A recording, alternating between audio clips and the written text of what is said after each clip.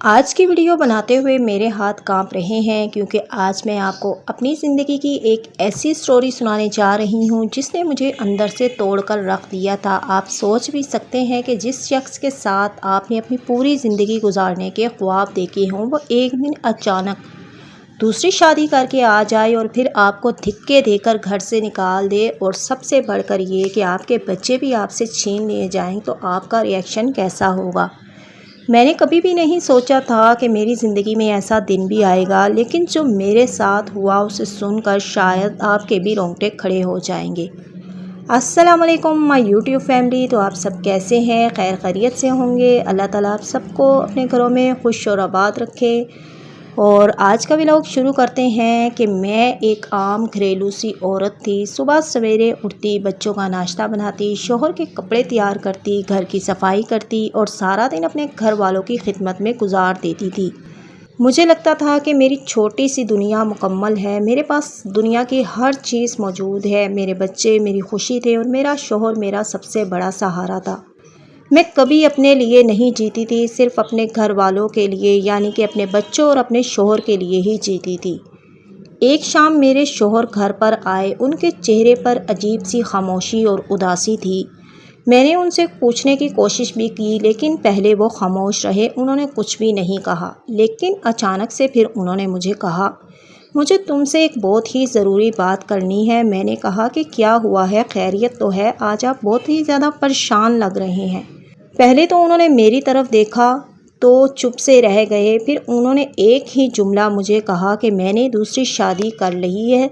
میرے ہاتھ کانپنے لگ گئے، میں ان کے لیے جو چائے کا کپ بنا کر لائی تھی وہ چائے کا کپ زمین پر گر گیا۔ مجھے لگا کہ شاید میں نے کچھ غلط سنا ہے۔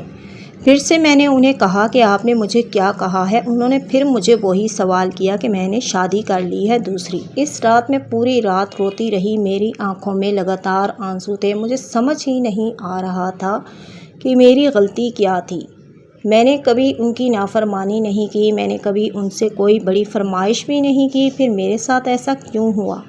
وقت گزرتا گیا، دوسری شادی کے بعد گھر کا ماحول بالکل بدل گیا۔ میرے شوہر پہلے جیسے بالکل بھی نہیں رہے، وہ مجھ سے بات کرنا بھی پسند نہیں کرتے تھے، وہ مجھ سے بات بہت کم کرنے لگ گئے تھے۔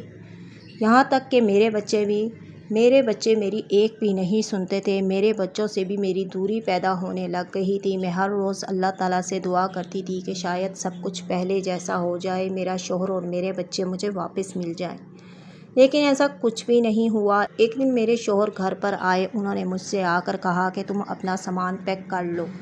تو میں حیران رہ گئی ان کی یہ بات سن کر کہ آخر انہوں نے ایسا کیوں کہا۔ میں نے کہا کہ کیوں؟ تو انہوں نے کہا کہ اب تم اس گھر میں نہیں رہ سکتی، تم یہاں سے جا سکتی ہو۔ میری ٹانگوں سے تو جیسے جان ہی چلی گئی۔ میں نے ان کی بہت منت کی اور انہیں کہا کہ مجھے یہاں سے مت نکالو، آخر میں اکیلی عورت کہاں جاؤں گی، لیکن انہوں نے میری ایک بھی نہیں سنی۔ انہوں نے کہا کہ اب میں تمہیں دوبارہ اس گھر میں نہ دیکھوں۔ جب میں اپنا سامان گھر سے اٹھا رہی تھی تو میں نے اپنے بچوں کو گلے لگا لیا، میں انہیں چھوڑ کر نہیں جانا چاہتی تھی، لیکن مجھ سے کہا گیا کہ بچے یہیں پر رہیں گے، یہ تمہارے ساتھ نہیں جا سکتے۔ یہ سن کر میری دنیا اندھیری اور اجڑ گئی۔ ایک ماں کے لیے اپنے بچوں سے دور ہونا دنیا کا سب سے بڑا درد ہے۔ میں دروازے کے باہر کھڑی رہی، روتی رہی، لیکن کسی نے بھی میری طرف نہیں دیکھا۔ میرے ہاتھ بالکل خالی تھے اور میری گود بھی خالی ہو چکی تھی۔ میں کئی دن تک صرف روتی رہی، آنکھوں میں آنسو لے کر، اس کے علاوہ کچھ بھی نہ کیا، نہ کھانا کھایا، نہ کسی سے بات کرتی تھی۔ مجھے لگتا تھا کہ میری زندگی اب بس یہیں پر ختم ہو چکی ہے، اس سے آگے نہیں بڑھ سکتی۔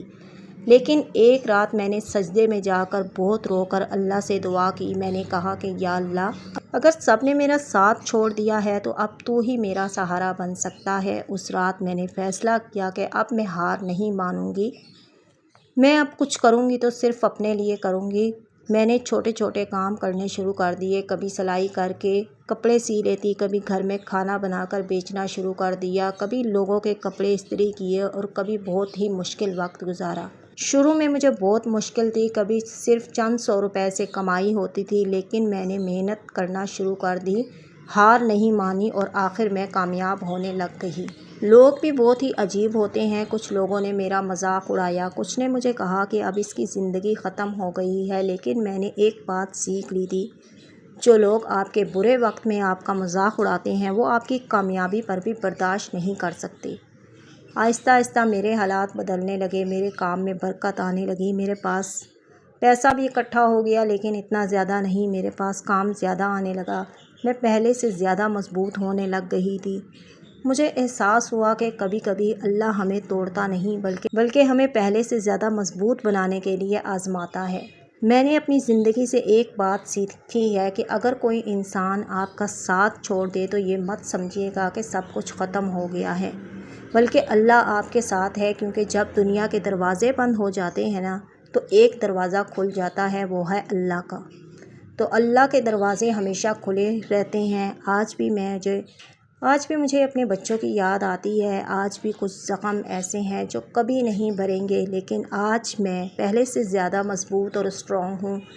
میں نے خود کو سنبھال لیا تھا، خود سے جینا سیکھ لیا تھا، اور میں نے اللہ پر بھروسہ کرنا سیکھ لیا تھا۔